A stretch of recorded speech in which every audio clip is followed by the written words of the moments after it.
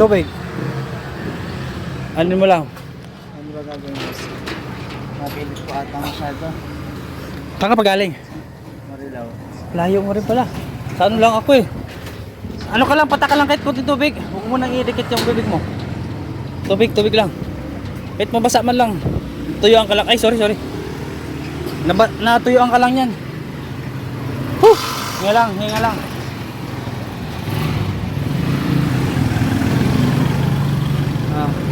Wala din yan. Nabigla nga yan. Kaya di ba kanina doon? Bumaba na ako eh. Ramdam ko na rin eh. Pagbaba ko lang naramdaman eh.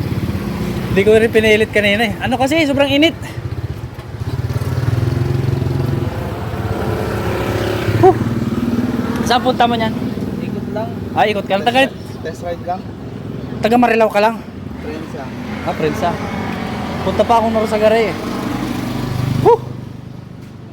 Kaya di ako tumutuloy-tuloy kasi grabing init ngayon.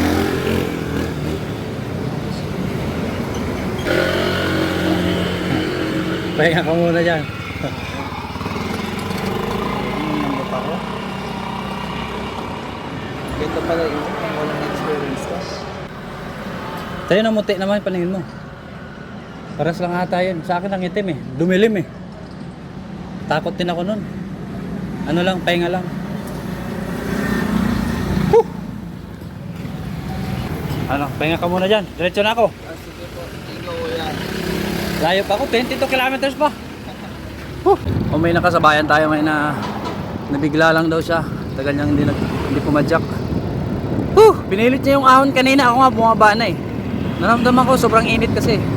Sumisikip niya yung dibdib ko eh. Pero sa kinain niya, galing. Kaso nga lang, nung huminto siya sa patag, ayun na.